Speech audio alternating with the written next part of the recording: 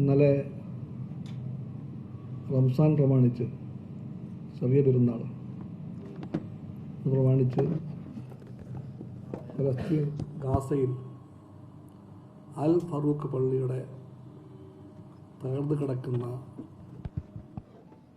അവശിഷ്ടങ്ങൾക്കിടയിൽ നടക്കുന്ന റംസാൻ പ്രാർത്ഥനയായിരുന്നു ചിത്രം. ലോകത്തെ എല്ലാ മാധ്യമങ്ങളും ആ ചിത്രം ഇന്നലെ കൊടുത്തിരുന്നു.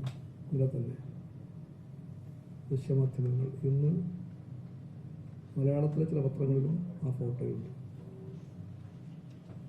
അതാണ് ഒരു പത്രപ്രവർത്തകൻ എന്നൊക്കെ എൻ്റെ മനസ്സിൽ പറയുന്ന ചിത്രം, ഗാസയുടെ ചിത്രം. ലോകം മുഴുവനും പറഞ്ഞു റംസാൻ പ്രമാണിച്ചൊരു വെടിനിർത്തലാകാമെന്ന്. ഇസ്രായേൽ വഴങ്ങിയില്ല. ഇന്നലെ ഭീകരമായ ബോംബിംഗ് ആയിരുന്നു. ആ ബോംബിങ്ങിൽ ഹമാസിൻ്റെ മേധാവിയുടെ, ഇപ്പോഴത്തെ മേധാവിയുടെ മക്കളും കൊച്ചുമക്കളും മരിച്ചുവെന്ന് വാർത്തയുണ്ട്. അൽ ജസീറ അവരുടെ പേരുകളും റിപ്പോർട്ട് ചെയ്തിട്ടുണ്ട്. അതാണ് പുതിയ ലോകം. അതോടൊപ്പം തന്നെ മലയാളത്തിലെ മാധ്യമങ്ങൾ ശ്രദ്ധിച്ചില്ല, ഇസ്രായേലിൽ ടെൽ-അവീവിൽ വൻതോതിലുള്ള ജനകീയ മുന്നേറ്റം നടത്തുകയാണ് ബെഞ്ചമിൻ നെതന്യാഹുവിനെതിരായിട്ട്. ഇസ്രായേലിനെ യുദ്ധത്തിലേക്ക് നയിക്കുന്ന ഹമാസിനെ അടിച്ചൊതുക്കാനായി ഭ്രാന്ത് പിടിച്ച് പായുന്ന നെതന്യാഹുവിനെതിരായി ഇസ്രായേലിലെ സ്വന്തം ജനത ഇന്നിപ്പോൾ തെരുവിലാണ്. പതിനായിരങ്ങളാണ് അവിടുത്തെ നഗരങ്ങളിലെ ഓരോ റാലിയിലും പങ്കെടുക്കുന്നത്. നെതന്യാഹുവിൻ്റെ കാൽക്കീഴിലെ മണ്ണ് ചോരുകയാണെന്ന് പറയാൻ അതുകൊണ്ട് മടിക്കേണ്ടതില്ല. നെതന്യാഹുവിൻ്റെ രാഷ്ട്രീയ പത്രങ്ങളിൽ, വ്യക്തിപരമായ സുഹൃത്തുക്കളിൽ രണ്ട് പേര് പറയാൻ പറഞ്ഞാൽ ലോകം മുഴുവൻ ആദ്യം പറയുന്ന പേര്, ഒരുപോലെ പറയുന്ന പേര് ഡൊണാൾഡ് ട്രംപിൻ്റെ പേരും നരേന്ദ്രമോദിയുടെ പേരുമായിരിക്കും. നരേന്ദ്രമോദി, ഡൊണാൾഡ് ട്രംപ്, നെതന്യാഹു, കഴിഞ്ഞ ബ്രസീലിലെ ഭരണാധികാരി, ഇതായിരുന്നു 4 സംഘം. ആ സംഘത്തിലെ ട്രംപ് നേരത്തെ പോയി. ബ്രസീലിലും ഭരണമാറ്റം ഉണ്ടായി. നെതന്യാഹു ഈ ജനകീയ മുന്നേറ്റ പ്രവണതയാണ് തുടരാൻ പോകുന്നതെങ്കിൽ വളരെ വൈകാതെ ജനങ്ങളാൽ തിരസ്കരിക്കപ്പെടും. 4ാമത്തെ ആൾ ഇപ്പോഴും പറയുന്നു മൂന്നാം ഊഴം. ആ മൂന്നാം ഊഴ പ്രഖ്യാപനം പരാജയം മണക്കുന്ന ഒരാളിൻ്റെ അതിരുവിട്ട അവകാശവാദമാണ്. അതിൻ്റെ പിറകിലെ സൈക്കോളജി ആർക്കും വേഗം മനസ്സിലാകും.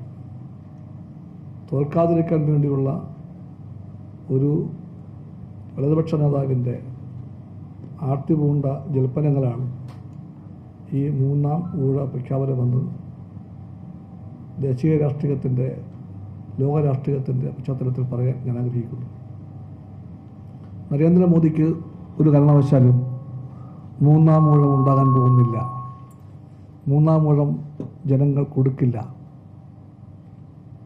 അതിൻ്റെ എല്ലാ സാധ്യതകളും ഇന്ത്യയും പറയുന്നുണ്ട്. ഈ മോദിയുടെ വരവിനെ ചെറുക്കാൻ വേണ്ടിയുള്ള ഇന്ത്യൻ രാഷ്ട്രീയത്തിൻ്റെ മുന്നേറ്റത്തിൽ സവിശേഷമായൊരു പങ്കാണ് കേരളം വഹിക്കാൻ പോകുന്നത്.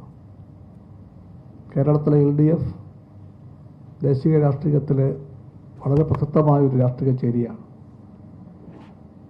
വരാൻ പോകുന്ന പാർലമെൻറ്റിൽ, 18ാം ലോകസഭയിൽ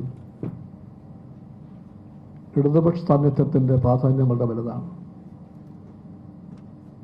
ഇടതുപക്ഷം മത്സരിക്കുന്ന സീറ്റിൻ്റെ എണ്ണമൊന്നും ചോദിച്ചാലും LDFനെയോ ലെഫ്റ്റിനെയോ പ്രയാസത്തിലാക്കേണ്ട, എണ്ണം ചുരുക്കം തന്നെയാണ്. ആ ചുരുങ്ങിയ എണ്ണത്തിൽ നിന്ന് കുറച്ചേറെ പേർ ജയിച്ചു വരും ലോക്സഭയിൽ. ആ ഇടതുപക്ഷ MP-മാരായിരിക്കും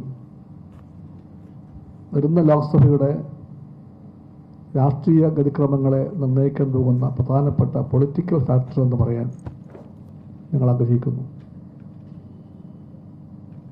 മാറ്റം ആഗ്രഹിച്ചുകൊണ്ട് വോട്ട് ചെയ്യാൻ പോകുന്ന ജനങ്ങൾ കാത്തിരിക്കുന്ന മാറ്റത്തിൻ്റെ ഒരു പ്രചോദന ഘടകമായി മാറാൻ പോകുന്നത് ആ ഇടതുപക്ഷ എം പിമാരായിരിക്കും.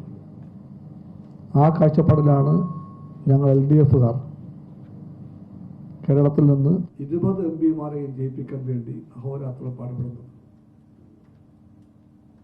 ലക്ഷ്യം അതാണ്, 20 എം പിമാരെയും ജയിപ്പിക്കണം. ആ എം പിമാർ ദേശീയ രാഷ്ട്രീയത്തിൽ 18ാം ലോക്സഭയിൽ പ്രധാനപ്പെട്ടൊരു രാഷ്ട്രീയ ശക്തിയായി മാറും. അതോടൊപ്പം ഇന്ത്യ സഖ്യത്തിൻ്റെ രാഷ്ട്രീയം വിജയിപ്പിക്കാൻ വേണ്ടി അവർ സ്വന്തം പങ്ക് നിറവേറ്റും. നിങ്ങളോട് പലപ്പോഴും മത്സരരംഗത്തുള്ള ചില ആൾക്കാർ ചോദിക്കാറുണ്ട്, നിങ്ങൾ അവിടെ പോയാൽ ആർക്ക് വേണ്ടി കൈപൊക്കുമെന്ന്. ആ ചോദ്യം ചോദിക്കുന്നവരെല്ലാം ഭാവിക്കുന്നത് ഞങ്ങളെ ഉത്തരം മുട്ടിക്കാൻ പോകുന്ന ഒരു ഘനഗംഭീരമായ ചോദ്യമോ ചോദിച്ചുവെന്നാണ്. ആ സുഹൃത്തുക്കളെല്ലാം അറിയാൻ വേണ്ടി ഞാൻ പറയുകയാണ്, ആ ചോദ്യം ഞങ്ങളെ തെല്ലും ബുദ്ധിമുട്ടിക്കുന്നില്ല. ഞങ്ങളുടെ മറുപടി വളരെ വളരെ കൃത്യമാണ്. ഞങ്ങൾ പാർലമെൻറ്റിലേക്ക് പോകുന്നതും മത്സരിക്കുന്നതും RSS BJP വരവിനെ ചെറുക്കാൻ വേണ്ടിയാണ്.